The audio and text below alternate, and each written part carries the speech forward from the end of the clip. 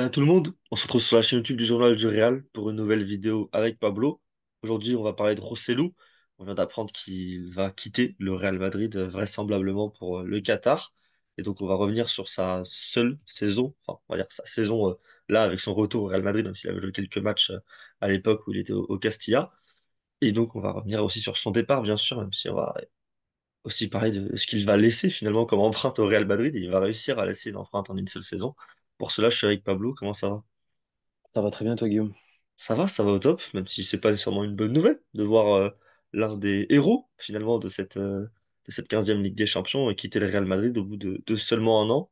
Un joueur qui a fait une saison comme on attendait, on peut le dire, peut-être même un petit peu au-delà des attentes.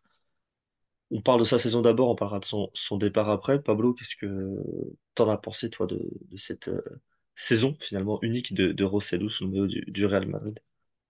Qu'elle a été au départ compliquée parce que j'ai vu un Rosselló qui n'a peut-être pas trouvé le chemin du but rapidement. Je me rappelle notamment de certains matchs de Liga en début de saison, genre août, septembre, peut-être limite octobre où il galérait à marquer. Mais une fois que c'est rentré, et je crois que ça, il se libère réellement à partir du match contre l'Union Berlin, si je dis pas de bêtises, là-bas, je crois, de mémoire. À partir de ce moment-là, voilà, il enfile les buts et je crois il enfile les buts comment dire, il apporte aussi sur l'aspect passe décisive. Je crois qu'il a contribué au total à plus de 21 buts. Si tu as les stats, je sais pas si tu as les stats. Ouais, je les ai, je les ai, je les ai. Il a participé à plus de 20 buts, ça c'est sûr, mais je sais plus si c'est 21 ou 22.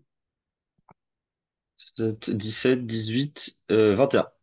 21 buts. 18 Donc, buts, 18 buts, 3 passes décisives voilà. en tout, toute compétition Donc, confondue.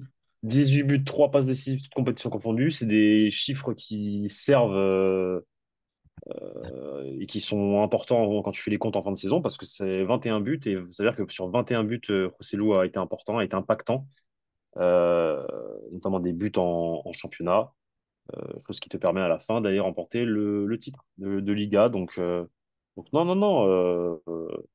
Moi, j'étais agréablement surpris par la plus-value qu'il a apportée, surtout qu'au départ, je pensais pas qu'il allait répondre aussi présent. Ouais, comme tu l'as dit, il y a un moment marquant pour moi dans sa saison. C'était le match contre le Napoli au Bernabéu, où le Real mène 3-2 grâce à Nico Paz, mais Rosselló rate 3-4 occasions franches, marque en toute fin de rencontre un tapin, mais vraiment le but le plus simple de sa saison. Ouais, c'est vrai, ouais. Et ne veut pas Ouais. célébrer. Tu sais, célèbre en Oui, s'excusant oui, en public. Il exact. célèbre en s'excusant en public, en mode désolé d'en avoir raté autant avant.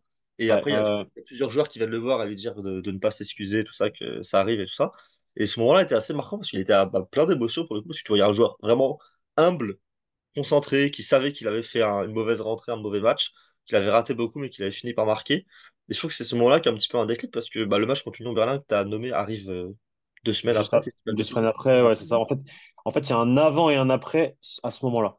C'est ça, ouais. Ce déclic contre Napoli, qui était d'ailleurs un beau moment pour le coup à vivre, parce que j'étais au stade et c'était sympa de voir tout le stade finalement apporter son amour à Rosselló, alors que je pense qu'il y a quelques insultes qui avaient fusé sur les ratés qu'il avait proposés avant, parce que pour le coup il en avait vraiment proposé quelques-uns qui étaient un petit peu abusés, on va dire, mais c'était un beau moment et je pense qu'ensuite sa saison était vraiment lancée, et pour le coup, c'est le joueur qui manquait au Real Madrid la saison d'avant, en fait.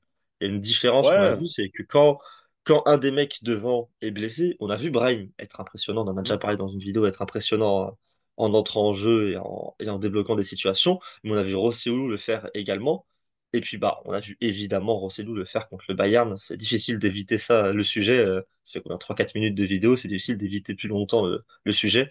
C'est un doublé qui reste dans l'histoire et dans la légende du Real Madrid, tout simplement. Rosselló, c'est un nom. Dans 50 ans, quand on reparlera de la 15e Ligue des Champions, parce que ce sera l'anniversaire de la date de la finale, on pensera à Rosselló très rapidement si on repense Mhm. à ce périple, tout simplement, et c'est magnifique. Comme ceux qui repensent à Nicolas Nelka en 2000 quand il marque ses buts face au Bayern Munich et des buts qui ont compté pour ensuite remporter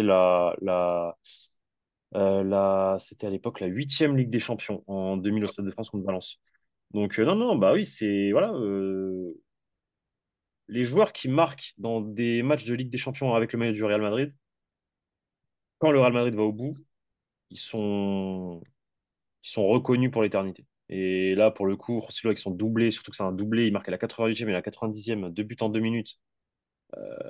Voilà, en mode Real Madrid à la fin, en mode remontada parce que tu perds 1-0 pour être qualifié. Ça a été le héros de cette demi-finale. Il aura une place dans le musée du Santiago Bernabéu. Je ne sais pas si tu l'as fait d'ailleurs. Quand tu rentres dans le musée, en tout cas à l'époque, quand tu rentrais dans le musée, tu traversais une première salle avec toutes les images de toutes les finales de Coupe d'Europe. Donc, ils vont devoir actualiser avec le parcours de cette année. Et à la fin, tu auras donc le parcours de la 15e. Et dans le parcours de la 15e, tu verras les buts de José parce que Ouais, c'est historique, quoi. ils nous font Et tourner des films aussi en salle de conf de presse, tu sais, les films de la Décima, et de celle ouais. d'après, de la Décima, tout ça. Et bah, du coup, dans le film de la 15e, bah, limite le moment le plus important, en tout cas le plus clé, c'est peut-être ce doublé de Rosselló. Ça peut se discuter avec Ouais. la séance de tir au but contre City, ça peut même se discuter aussi avec le but de Carvajal en finale, qui est quand même libérateur pour le Real Madrid également. Mais ce doublé de Rosselló, c'est inattendu. Est-ce que c'est un beau doublé? Non, mais c'est sa saison, c'est ce joueur, c'est ça être un numéro 9, c'est le bon endroit, le bon moment, tout simplement, et En la tout cas, mettre au fond. maintenant, pour revenir à son départ, je trouve que c'est courageux de sa part, un peu comme Tony Kroos en fait. C'est courageux de sa part de partir à ce moment-là. Parce qu'il est au plus haut, il est en sélection espagnole aussi avec à l'Euro là. Bon, il est remplaçant, mais il a joué hier et il a failli marquer d'ailleurs. Mais je trouve ça courageux de sa part de dire non au Real. En gros, il sent que c'est le moment pour partir. Tu vois, il veut pas forcer les choses. Et je trouve que c'est noble en fait de réagir comme Tony Kroos en fait. Exactement pareil. Ouais, parce que c'est un départ qui est, je pense, motivé quand même par l'argent, comme tous les joueurs qui partent dans les pays du Golfe. Je pense que c'est quand même l'un des facteurs. Moi, je Je suis pas pense, sûr de ça, bah, justement. En fait, ça, c'est la deuxième raison. Effectivement, il va quand même toucher plus là-bas qu'au Real, je pense. il a C'est une pour belle ça que je dis enveloppe. ça.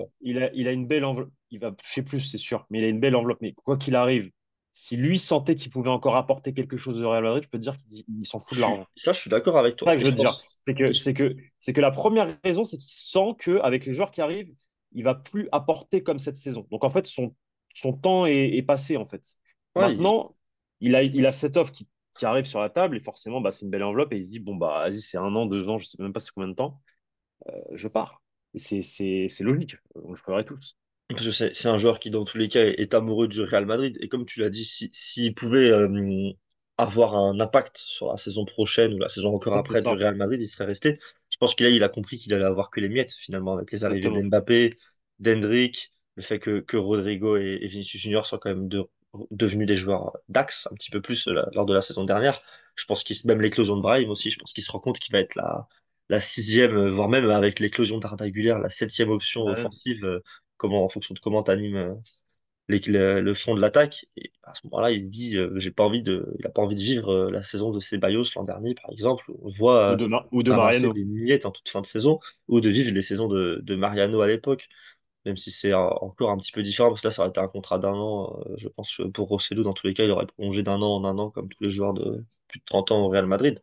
Mais non, c'est logique. Il a le train du Qatar qui passe au moment où il est au plus haut, on va dire, en termes de valeur. Il va prendre son argent là-bas. Puis bah, il va peut-être, on verra en fonction du niveau du championnat là-bas, de son niveau, peut-être dire adieu aussi à la sélection espagnole sur 7 Ouais, euros. c'est sûr, c'est sûr. Mais on verra ce que ça donne. Après, tu dis c'est sûr, on sait jamais, hein. Quand tu regardes sa carrière, c'est tellement l'une des carrières les moins linéaires qu'il y a dans le football que ça se trouve, à 35 ans, il va revenir en Europe et répéter quelque chose, hein, tu sais pas. Ouais, oui, c'est vrai. Peut-être qu'il pourrait revenir au Bayer Leverkusen si Xabi Alonso restait au Bayer Leverkusen, sauf qu'il va aller au Real. Mais non, mais oui, oui, c'est une blague, hein, mais non, mais c'est sûr qu'on sait jamais. Comme si Cristiano, moi, j'espère qu'il va revenir en Europe ou même N'Golo Kanté. Mais après, le championnat qatari, c'est vraiment différent au championnat saoudien. Quand même une grosse différence entre le niveau des deux championnats. Euh, je pense qu'à partir du moment où tu pars au Qatar, à mon avis, c'est finito, quoi. C'est le dernier. Ça n'a C'est pas ta le même dernière. attrait, ouais. Ouais. D'ailleurs, il va rejoindre Yacine Brahimi. On a regardé tout à l'heure. Il rejoint Yacine Brahimi. T'as le nom du club, s'il te plaît, Guillaume? C'est Al Gharafa, le club, et il va être entraîné par Pedro Martins, qui avait entraîné notamment l'Olympiakos, si je dis pas de bêtises. L'entraîneur portugais, il a entraîné aussi. Braga, je crois, au Portugal. Je dis des bêtises. Il n'a pas entraîné Braga, il n'a pas entraîné l'Olympiakos. Je confonds les entraîneurs portugais, il a entraîné Oula. Sporting et Guimarães. Bon, là, c'est horrible. Après, tous les entraîneurs portugais, t'as l'impression qu'ils ont entraîné l'Olympiakos. C'est quand même. Ouais, c'est comme Non, non, Mitchell, quoi. non. Et j'ai dit encore plus des bêtises, puisqu'il a évidemment entraîné l'Olympiakos pendant 4 ans, donc ça, je l'avais.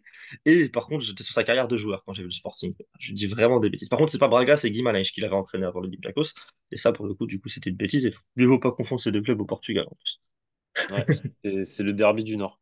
On met la tête à Bah, l'envers. écoute, Contredis-moi. je pense qu'on a fait le tour avec notre ami Rossellou. Franchement, moi, j'en garde un énorme, un très beau souvenir. J'en garde un très beau souvenir. Au début, j'étais très critique avec lui et finalement, il a parfaitement terminé. Et je suis content parce que c'est un pur produit de la Fabrica et que il mérite tout ce qui lui est arrivé cette saison, dans mon sens. C'est la belle histoire, cette saison, finalement, côté Real Madrid. Il y en a eu plusieurs, mais c'est peut-être la plus belle histoire. Lui qui était en tant que supporter à la finale de 2022 et qui est en tant que joueur à la finale de 2024 et surtout qui a emmené le Real pour cette finale de 2024 avec ses deux buts en fin de rencontre contre le Bayern. C'est une belle histoire comme c'est difficile à inventer. On dirait presque que c'est scripté un petit peu ce qui lui est Ah, mais arrivé à c'est. José Lu et c'est De toute magnifique. façon, toutes les histoires des joueurs au Real Madrid sont scriptées, hein. Ce Benzema, club, Bernard. ce club est scripté, on peut le dire. Ouais, c'est une série Netflix, quoi. C'est une série Amazon, c'est ce que vous voulez, mais c'est tout le temps des belles histoires. Souvent des belles histoires. Sur ce, bah dites-nous en commentaire si vous êtes triste du départ de Rossellou, si vous pensez qu'il va manquer, ou si vous pensez aussi d'ailleurs dans l'autre sens qu'il n'aura eu que des miettes parce que le secteur offensif va être bien fourni avec les arrivées d'Hendrick et d'Mbappé. Et puis bah, on se retrouve très bientôt pour de nouvelles vidéos sur la chaîne YouTube du Journal du Real pour parler de la saison d'autres joueurs et les lier à l'actualité comme on l'a fait là avec Rossellou. Merci à vous, salut à tous, ciao les gars. Ciao les gars.